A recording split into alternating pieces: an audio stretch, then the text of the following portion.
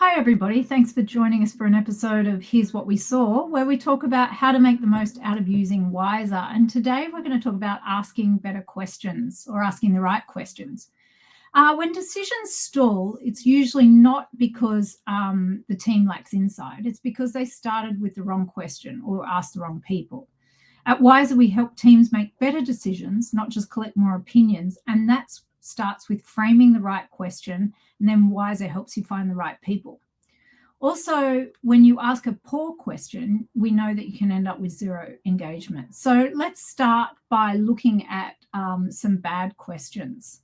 So this one, what should we do about our event strategy? It's way too broad. There's no time frame, no target, no action. So let's reframe that. Which audience should we prioritize for our next two events, and what format would best suit them? Now you've got a real decision. And with Wizer, you'll also be able to see who's answering, who's missing, and who should be involved. Let's look at the next question. Okay, what do you think of in this initiative? X. So it's unstructured and there'll be zero follow through. So let's reframe this. Should we invest in this initiative? Pause it or redesign it, and why? This turns a passive opinion into an active decision at Wizer, and then Wizer checks that you're asking the people who are actually impacted and who might be missing in that question. As you notice, these first two questions are open-ended, and I'll come back to why we do it that way, what works best in our tips. But let's go to slide 3, question 3. Should we run a campaign, a survey, or a webinar? This is disjointed options, no goal to compare them against. So let's come back to how this works as a multi-choice, but let's reframe the question. If our goal is to raise awareness by 30% this quarter, which of these options will get us there faster, and who should lead it?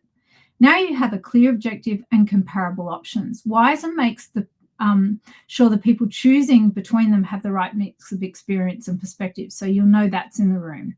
Also, what I was about to say about open-ended questions is we find it best to start with open decisions and drill down. But the research then shows once you want to drill down, you're selecting 3 options is the ideal amount, and don't go higher than 4.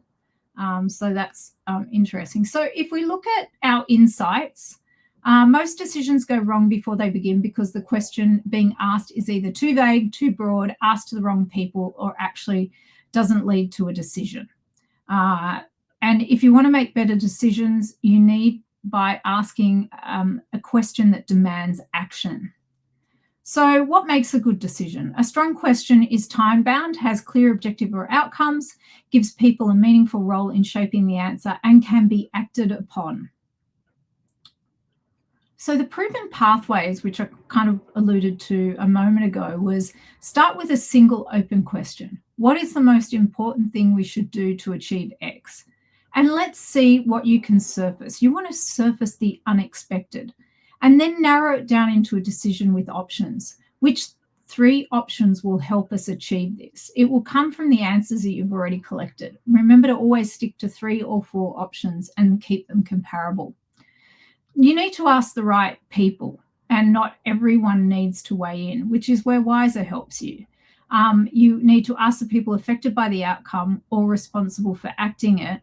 And then once you've asked them, Wizer's going to tell you who's in the room, who's missing, and the live recommendation engine will ensure that you can strengthen the group before the question go live.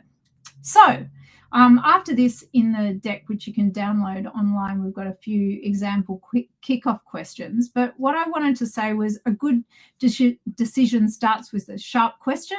A great one starts with the right people behind it. And that's for this week's That's What We Saw, how to ask a great question. Thank you.